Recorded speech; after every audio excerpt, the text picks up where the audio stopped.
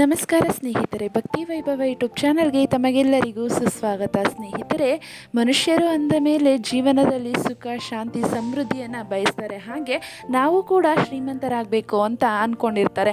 ಆದರೆ ಈ ಒಂದು ಕೆಲಸವನ್ನು ನೀವು ರಾತ್ರಿ ಸಮಯದಲ್ಲಿ ಶಿವಲಿಂಗದ ಮುಂದೆ ಮಾಡಿದ್ದೇ ಆಗಿದ್ದಲ್ಲಿ ನೀವು ಆದಷ್ಟು ಬೇಗ ಶ್ರೀಮಂತರಾಗ್ತೀರಾ. ಹಾಗೆ ಸಂಪತ್ತು ಮತ್ತು ಸಮೃದ್ಧಿಯನ್ನು ಪಡೆದುಕೊಳ್ಳುತ್ತೀರಾ. ಹಾಗಿದ್ರೆ ಏನು ಮಾಡಬೇಕು ಅಂತ ವಿಡಿಯೋ ಮೂಲಕ ತಿಳ್ಕೊಳ್ಳೋದಕ್ಕಿಂತ ಮುಂಚೆ ದಯವಿಟ್ಟು ಚಾನಲನ್ನು ಸಬ್ಸ್ಕ್ರೈಬ್ ಮಾಡ್ಕೊಳ್ಳಿ. ವಿಡಿಯೋ ಇಷ್ಟ ಆಯಿತು ಅಂದರೆ ವಿಡಿಯೋಗೆ ಲೈಕ್ ಮಾಡಿ, ಶೇರ್ ಮಾಡಿ, ಕಮೆಂಟ್ ಬಾಕ್ಸ್ನಲ್ಲಿ ಓಂ ನಮಃ ಶಿವಾಯ ಅಥವಾ ನಿಮಗೆ ಇಷ್ಟವಾದ ದೇವರ ಹೆಸರನ್ನು ಕಮೆಂಟ್ ಮಾಡಿ. ಸ್ನೇಹಿತರೆ, ಶಿವಪುರಾಣದ ಪ್ರಕಾರ ರಾತ್ರಿ ಶಿವಲಿಂಗದ ಮುಂದೆ ಒಂದು ದೀಪವನ್ನು ಬೆಳಗೋದ್ರಿಂದ ನೀವು ಸಂಪತ್ತು ಮತ್ತು ಸಮೃದ್ಧಿಯನ್ನು ಪಡೆದುಕೊಳ್ಳುತ್ತೀರಿ. ಹೌದು ಸ್ನೇಹಿತರೆ, ಇದು ನಿಮ್ಮನ್ನು ಶ್ರೀಮಂತರನ್ನಾಗಿ ಮಾಡುತ್ತದೆ. ರಾತ್ರಿ ಶಿವಲಿಂಗದ ಮುಂದೆ ದೀಪವನ್ನು ಯಾಕೆ ಬೆಳಗಿಸಬೇಕು, ಶಿವಲಿಂಗದ ಮುಂದೆ ದೀಪವನ್ನು ಬೆಳಗಿಸುವುದರಿಂದ ನಿಮಗೆ ಎಷ್ಟೆಲ್ಲ ಪ್ರಯೋಜನ ಇದೆ ಅಂತ ವಿಡಿಯೋ ಮೂಲಕ ತಿಳ್ಕೊಳ್ಳೋಣ. ಹಿಂದೂ ಧರ್ಮದಲ್ಲಿ ಸೂಚಿಸಲಾದ 18 ಪುರಾಣಗಳಲ್ಲಿ ಶಿವಪುರಾಣವನ್ನು ಮಹಾಪುರಾಣ ಎಂದು ಕರೆಯಲಾಗುತ್ತದೆ. ಇದು ಎಲ್ಲ ಪುರಾಣಗಳಲ್ಲಿ ಹೆಚ್ಚು ಓದಿದ ಪುರಾಣವಾಗಿದೆ. ಇದರಲ್ಲಿ ಶಿವನ ಶ್ರೇಷ್ಠತೆಯ ಬಗ್ಗೆ ಹೇಳಲಾಗಿದೆ. ಇದಲ್ಲದೆ ಶಿವ, ಆತನ ಮಹಿಮೆಯ ಕುರಿತು ಹಾಗೂ ಶಿವಭಕ್ತಿಯ ಕುರಿತು ಇದರಲ್ಲಿ ಕೂಡ ವಿವರಿಸಲಾಗಿದೆ ಅಂತಲೇ ಹೇಳ್ತಾರೆ. ಹಾಗಿದ್ರೆ ದೀಪ ಅಂದರೆ ಶಿವಪುರಾಣವು ಶೈವ ಧರ್ಮಕ್ಕೆ ಸಂಬಂಧಿಸಿದ ಪ್ರಭಾವಶಾಲಿ ಪುರಾಣವಾಗಿದೆ. ಇದು 6 ವಿಭಾಗಗಳನ್ನು ಮತ್ತು 24,000 ಶ್ಲೋಕಗಳನ್ನು ಒಳಗೊಂಡಿದೆ. ದೇವರ ವಿವಿಧ ರೂಪಗಳ ಕುರಿತು, ಅವತಾರಗಳ ಕುರಿತು ಮತ್ತು ಜ್ಯೋತಿರ್ಲಿಂಗಗಳ ಕುರಿತಾಗಿರುವ ವಿವರವಾದ ವಿವರಣೆಯು ಶಿವಪುರಾಣದಲ್ಲಿ ಕಂಡುಬರುತ್ತದೆ. ಶಿವ ಮತ್ತು ಬ್ರಹ್ಮಾಂಡದ ಸೃಷ್ಟಿಗೆ ಸಂಬಂಧಿಸಿದ ನಿಗೂಢ ವಿಷಯಗಳನ್ನು ಶಿವಪುರಾಣದಲ್ಲಿ ವಿವರಿಸಲಾಗಿದೆ. ಇದಲ್ಲದೆ ಅನೇಕ ಪವಾಡ ಸದೃಶ ಪರಿಹಾರಗಳನ್ನು ಕೂಡ ಇದರಲ್ಲಿ ತಿಳಿಸಲಾಗಿದೆ ಅಂತಲೇ ಹೇಳ್ತಾರೆ. ನಿಮ್ಮ ಭವಿಷ್ಯವನ್ನು ಸಂತೋಷಪಡಿಸಲು ಮತ್ತು ಶಾಶ್ವತವಾದ ಪ್ರತಿಫಲವನ್ನು ಪಡೆಯಲು ನೀವು ಬಯಸಿದರೆ ಶಿವಪುರಾಣದಲ್ಲಿ ಹೇಳಲಾದ ಈ ಒಂದು ಪರಿಹಾರವನ್ನು ಪ್ರತಿ ರಾತ್ರಿ ಮಾಡಿ ನೋಡಿ. ಇವುಗಳನ್ನು ನೀವು ಪ್ರತಿನಿತ್ಯ ಮಾಡೋದ್ರಿಂದ ಅದರ ಪ್ರಯೋಜನಗಳನ್ನು ಕೂಡ ನೀವು ಪಡ್ಕೋಬಹುದು ಅಂತ ಹೇಳ್ತಾರೆ.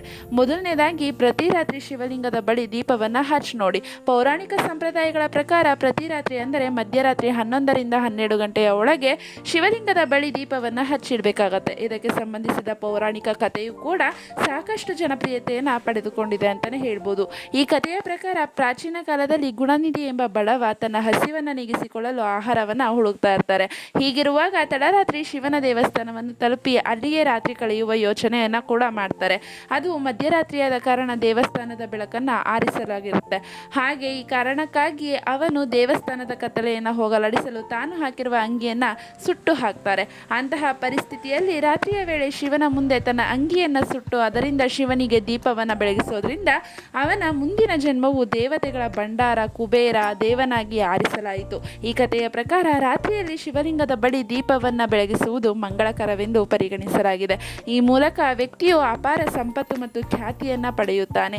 ನೀವು ರಾತ್ರಿ ಸಮಯದಲ್ಲಿ ಶಿವಲಿಂಗದ ಮುಂದೆ ದೀಪವನ್ನು ಬೆಳಗಿಸುವುದರಿಂದ ವ್ಯಕ್ತಿಯು ಶ್ರೀಮಂತಿಕೆಯನ್ನು ಹಾಗೂ ಹಣವನ್ನು ಪಡೆದುಕೊಳ್ಳುತ್ತಾನೆ ಎನ್ನುವ ನಂಬಿಕೆ ಇದೆ. ನೋಡಿದ್ರಲ್ಲ ಸ್ನೇಹಿತರೆ, ಶಿವಲಿಂಗದ ಮುಂದೆ ಯಾಕೆ ದೀಪ ಹಚ್ಚಬೇಕು ಅನ್ನೋ ಒಂದು ಕಥೆಯ ಮೂಲಕ ನಿಮಗೆ ತಿಳಿಸಿದ್ದಾರೆ. ಹಾಗೆ ನೀವು ಕೂಡ ಜೀವನದಲ್ಲಿ ಸಂಪತ್ತು, ಧನ ಮತ್ತು ಶ್ರೀಮಂತಿಕೆಯನ್ನು ಪಡೆಯಲು ಬಯಸಿದರೆ ಪ್ರತಿನಿತ್ಯ ಶಿವಲಿಂಗದ ಮುಂದೆ ದೀಪವನ್ನು ಬೆಳಗಿಸಿ. ಒಂದು ವೇಳೆ ನಿಮ್ಮ ಮನೆಯಲ್ಲಿ ಶಿವಲಿಂಗ ಇಲ್ಲದಿದ್ದರೆ ನೀವು ಹತ್ತಿರದ ಶಿವ ದೇವಾಲಯಕ್ಕೆ ಭೇಟಿ ನೀಡಿ ಅಲ್ಲಿ ಶಿವಲಿಂಗದ ಮುಂದೆ ದೀಪವನ್ನು ಕೂಡ ಬೆಳಗಿಸ್ಬೋದು ಅಂತ ಹೇಳ್ತಾ ಇದ್ದಾರೆ.